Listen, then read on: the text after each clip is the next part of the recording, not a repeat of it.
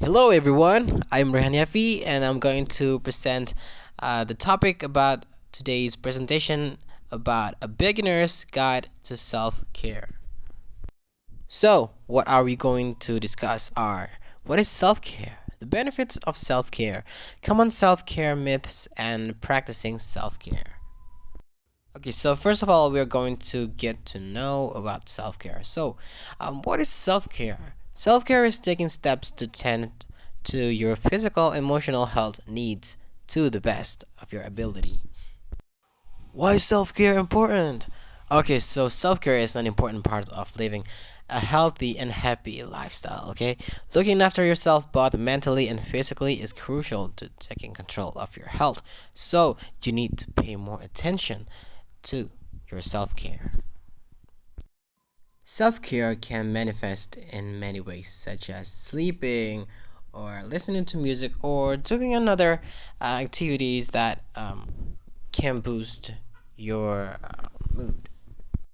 Okay, so there are so many benefits of self care. Okay, first of all, self care helps improve overall health. Okay, so take care of yourself by doing things you can enjoy so you can remain physically, mentally, and emotionally healthy for the rest of your life.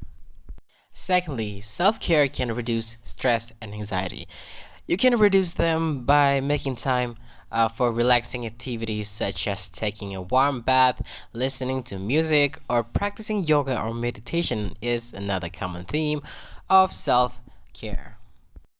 Self care can also boost your self esteem, as well as helping to calm your nerves. Taking time to relax and look after yourself can have a positive impact on the way you see yourself. Treating yourself with kindness can make you look upon yourself more kindly.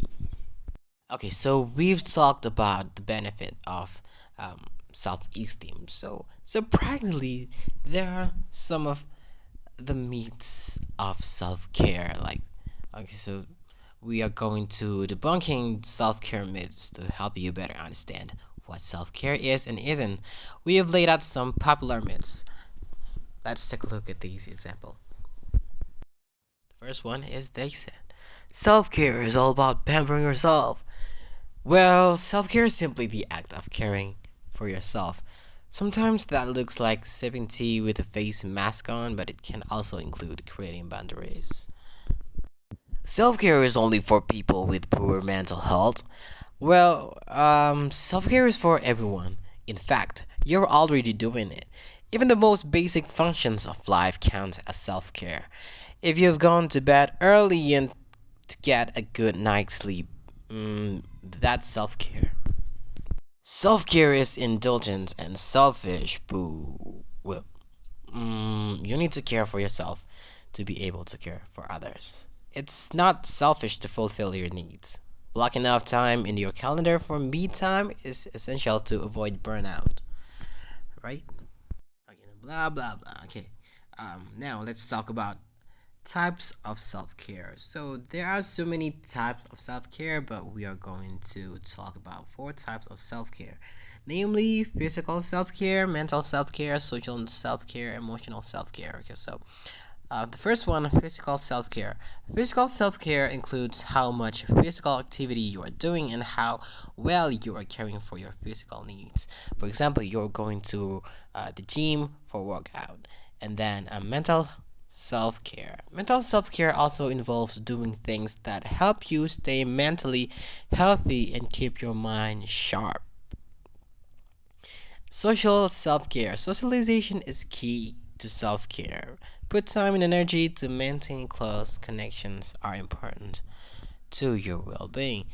Like for example, you don't feel well to communicate with other people, so you can distance yourself from them for a while. And then lastly, emotional self-care. Emotional self-care may include activities that help you acknowledge and express your feelings on a regular basis.